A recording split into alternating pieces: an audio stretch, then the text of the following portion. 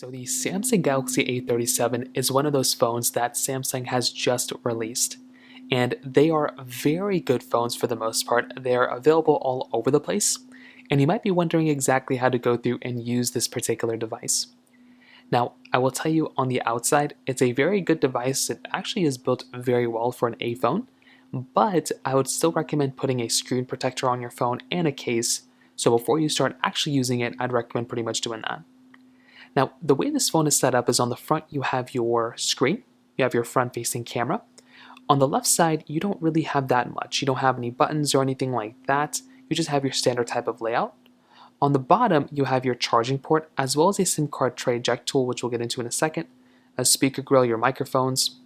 On the right side, you basically have all your buttons. So you have your volume up and down button at the very top, and your power button on the bottom. So these two buttons allow you to increase and decrease the volume. You can also silence notifications by clicking on those buttons. And then you have your power button, which will allow you to turn on and turn off the display. On the back side, you have your glass back, which feels pretty good, and you have a triple camera setup as well as a flash. Now, for that SIM card tray at the bottom, in order for you to actually go through and basically unlock it, you can go through and you can basically use a SIM card tray tool of some sorts to basically go through and take this tray out. So if you have that SIM card tray eject tool that's inside of the box, you'll basically be able to see it like this.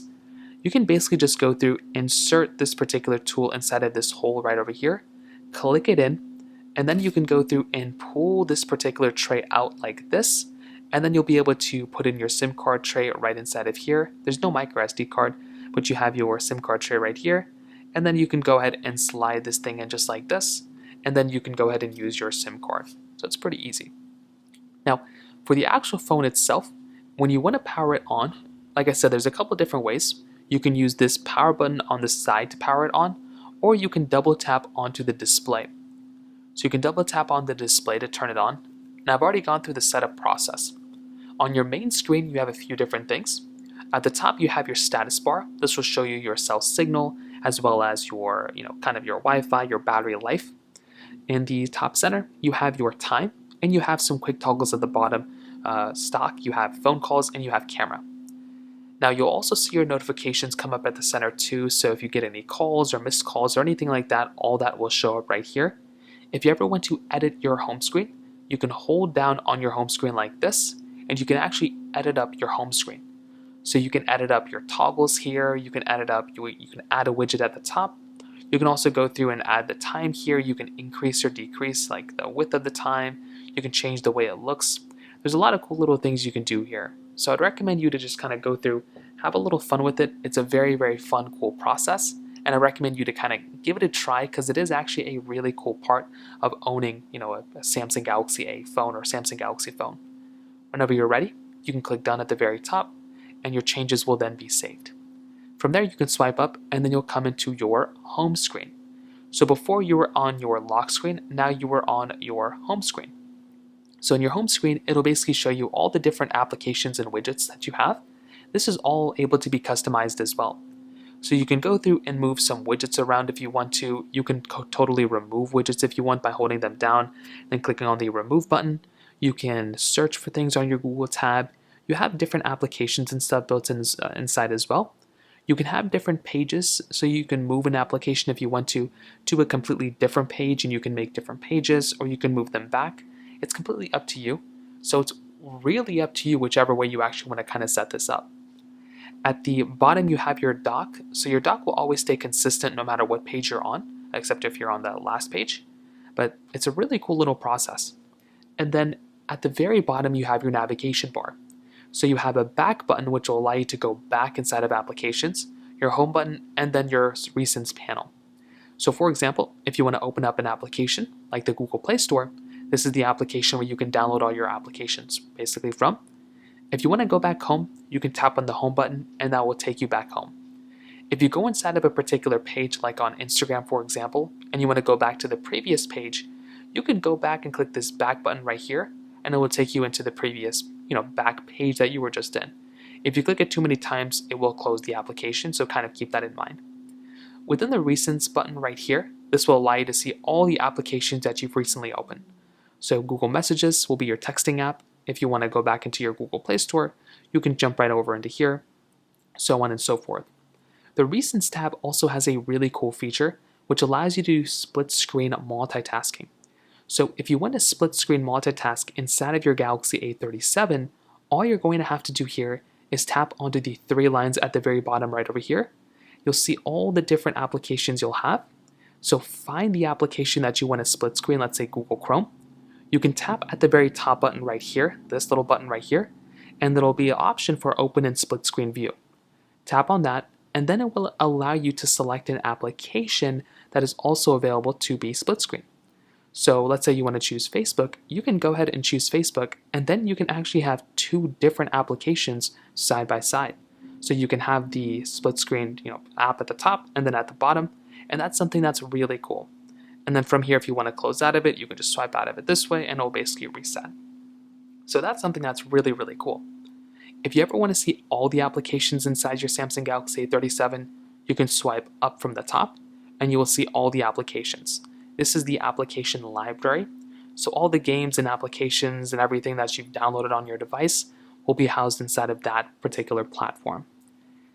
Now, one other thing, at the very top, you'll have your notifications. So if you swipe down in the top left corner, you will see all the different types of applications that you have available inside your Galaxy A37.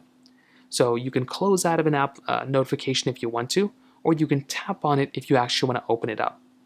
If you swipe down from the top right corner right up here, this will show you your quick toggles.